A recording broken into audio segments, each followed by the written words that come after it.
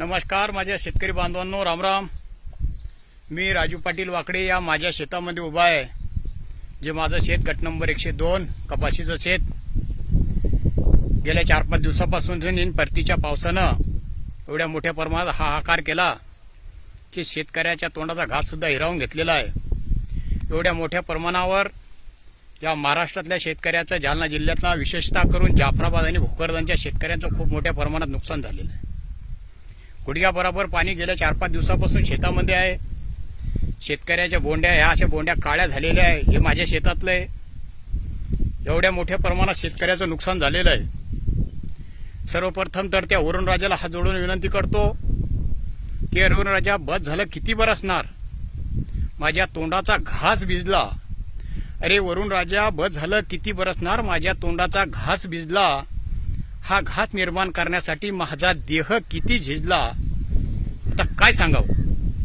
एवढ्या मोठ्या प्रमाणात शेतकऱ्याचं नुकसान झालेलं बंधूंना मी तुम्हाला हे माझ्या शेतात पहा तुम्ही, हे पाणी कपाशीचं शेत आहे। या शेतामध्ये सर्व शेतात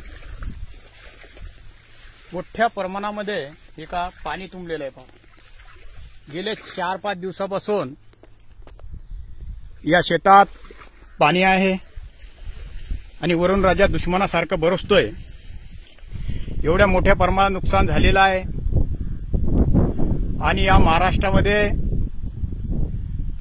राजा शिवछत्रपती शिवाजी महाराज यांच्या विचाराचं सरकार आहे आणि शिवाजी महाराजांच्या विचाराचं सरकार असताना महाराजांचा एक विचार होता की लाख मेले तरी चालतील पण लाखाचा पोशिंदा माझा शेतकरी जगला पाहिजे, शेतकरी वाचला पाहिजेत।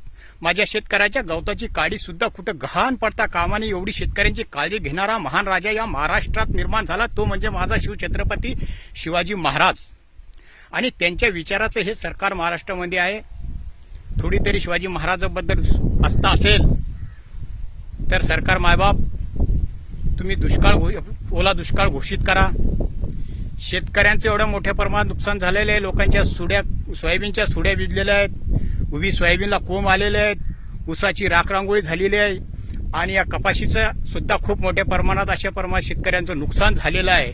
एवढी नुकसान भरपाई तुम्ही आमची भरून देऊ शकत नाही हे आम्हाला माहिती आहे, पण फुल नाही पण फुलाची पाकळी निदान ओला दुष्काळ जाहीर करावा आणि शेतकऱ्याच्या निदान काहीतरी त्याच्या प्रती संवेदना आपल्या असतील तर त्या तुमच्या या कृतीच्या माध्यमातून दिसू द्या। आपल्या महाराष्ट्राचे कृषी मंत्री सांगतात की अजून ओला दुष्काळ जाहीर करण्यासारखी परिस्थिती नाहीये।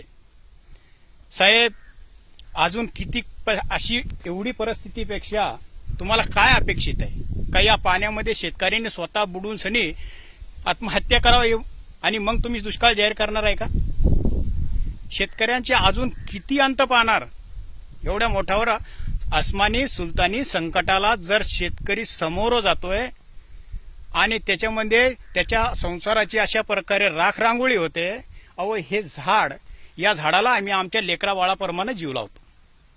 त्याची बालपणापासून ते पिकाला अवस्थेत येईपर्यंत आम्ही त्याला लेकरा बाळासारखा जीव लावतो। त्याची खत पाणी हवा औषध काय जे असेल त्याची एवढी काळजी घेतो आणि आज तेच सर्व हे पाण्यामध्ये गेलेलं आहे, खालून पाणी डुबलेलं आहे, झाडं उबळायला लागलेलं आहे आणि खूप मोठ्या प्रमाणात आमचं नुकसान आहे। तेवढं नुकसान तुम्ही देऊ शकत नाही हे आम्हालाही कळतं। म्हणून एक आग्रहाची विनंती की शेतकऱ्यांचा अंत पाहू नका।